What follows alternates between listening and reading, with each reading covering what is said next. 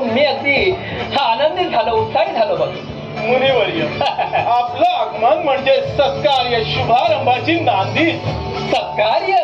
होय, मुनी श्रेष्ठांनी पहिल्यांदा आसनस्थ होऊन नारायण कृतार्थ करावं. नारायण नारायण. वा वा वा. वसिष्ठ मुनी, राधे महाराधे, या अर्थी इथं काहीतरी विशेष आहे. नारायण आहे. म्हणूनच सम्राटाने आपल्या मनातील विचार सर्वात समक्ष प्रकट करणे उचितच होय. समस्त मित्र हो, माझ्या पूर्वी होऊन गेलेल्या राजांनी या माझ्या अयोध्या नगरियांचं पुत्राप्रमाणे पालन केलं हे आपणा सर्वांना माहीतच आहे. त्यांच्याच पावलावर पाऊल ठेवून मी सुद्धा हे राज्य चालवण्याचा प्रयत्न केलेला आहे. आपल्या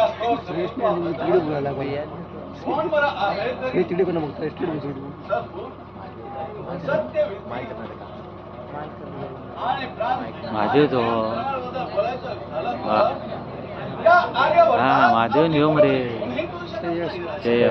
सुमंता, हा माझ्या पूर्व पुण्याईने लाभलेल्या पूर्वजांच्या त्यागाचा कळस आहे. परंतु आज मला सांगायचं आहे की या वृद्ध शरीराला विश्रांती देण्याचं मी निश्चित केलं आहे. राजा, तुमचे हे विचार या वसिष्ठाला संभ्रमित करणार आहे. तेव्हा जे काही मनी असेल ते स्पष्टपणे उदित करा. बरोबर आहे.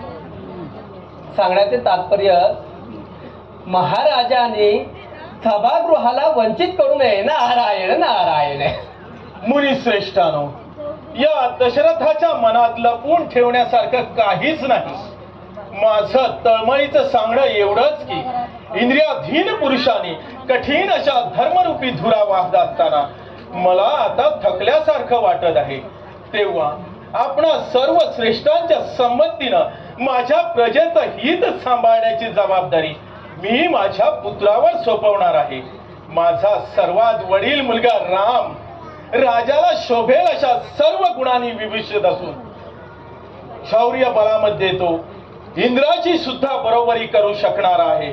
अशा पुरुष श्रेष्ठाला उद्या प्रातकाली युवराजाभिषेक करण्याचं मी योजलं आहे. परंतु हा माझा निर्णय आपणा सर्वांना योग्य वाटत असेल तरच.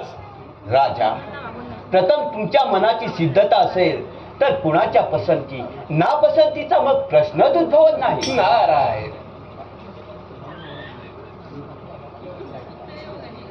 आपल्या मनावरचा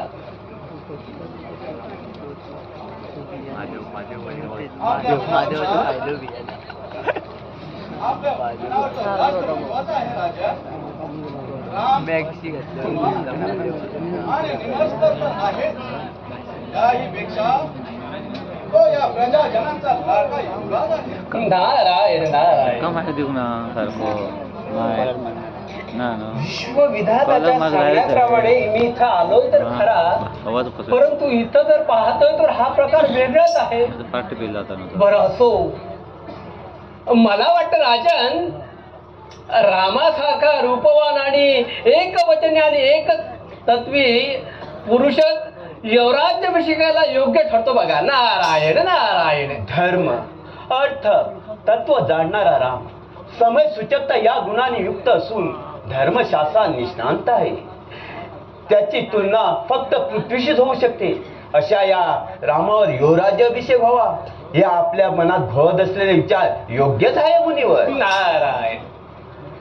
गुरुदेव, रामावर माझा ओढा जास्त असल्या कारणाने कदाचित यात माझी चूक तर होत नाही ना. मुनी श्रेष्ठांनी तिराही दृष्टीने याबाबत मला मार्गदर्शन करावं. रामासारखा सच्चिल अंतकरणाचा पुरुष युवराज्याभिषेकास पात्र ठरतो हे मी आपल्याला मगाशीच सांगितलं होतं.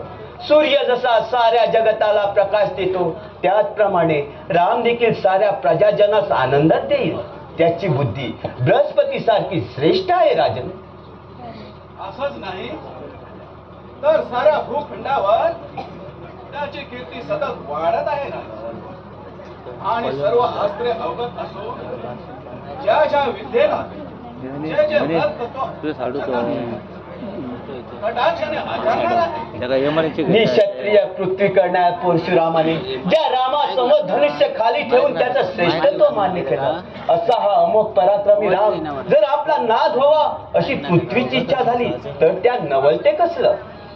ठीक आहे सुमंता, जा माझ्या रामाला मी भेटीस बोलावला आहे म्हणून सांग. कसे आहात ना महाराज?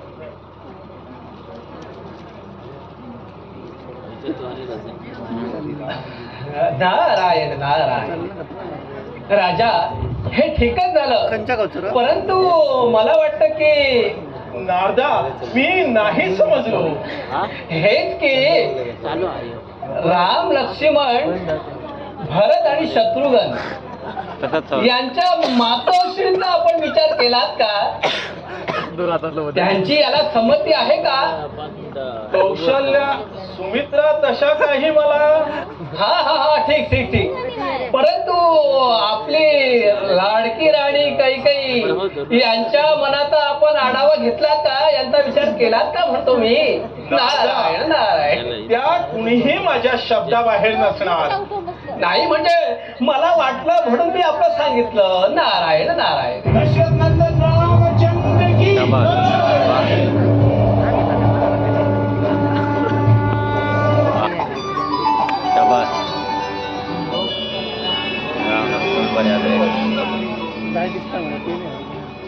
इकडे नारद. हा हा हा. कोणा कल्प विकल्प योगाय म्हणाला. ताताना दोन्ही मुनी श्रेष्ठांना हा राम अभिवादन करतो. पिता इच्छिल ते तुझ्या हाती निश्चित खडो, हा या वशिष्ठाचा तुम्हा आशीर्वाद आहे. दुःखितांते दुःख निवारण हो. आपल्यासारख्या ज्येष्ठांचा आशीर्वाद लाभल्यावर मला कळी काळाची चिंता बाळगण्याची गरज नाही. पण काल आपण घाईनं बोलत आहोत.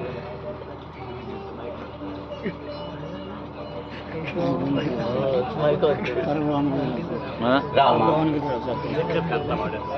त्याचं कारण मी तुम्हाला सांगतो. आता तुमच्या पिताजींना वाटतं की तुझ्या युवराज्याभिषेका वाचून त्याचं कोणतंही कर्तव्य राहिलेलं नाही. पण गुरुश्रेष्ठ, माझे बंधू भरत शत्रुघ्न आजोळी गेले असताना हा एकाएकी निर्णय घेत आहात हे आपल्याला राम, त्याबाबत तू काहीच चिंता करू नको. मी त्यांना आताच बोलावणं पाठवतो.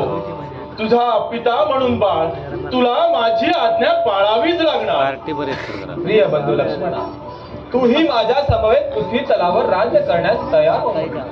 दादा, रघुकुलाचा थोर युवराज म्हणून तो मान तुझाच आहे. मी तर तुझा धाकटा नक्की बंधू. तू माझा बंधू नाहीस तर माझा प्राण आहे.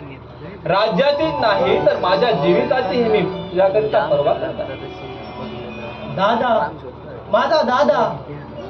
लक्ष्मणा, चल आपण कौशल्या माता, सुमित्रा माता आणि कैकेयी मातेची भेट घेऊया. नाट मिठी मारे दादा मुंदार मी तुला मार मिठी मारणं स्टॉप कशा करू.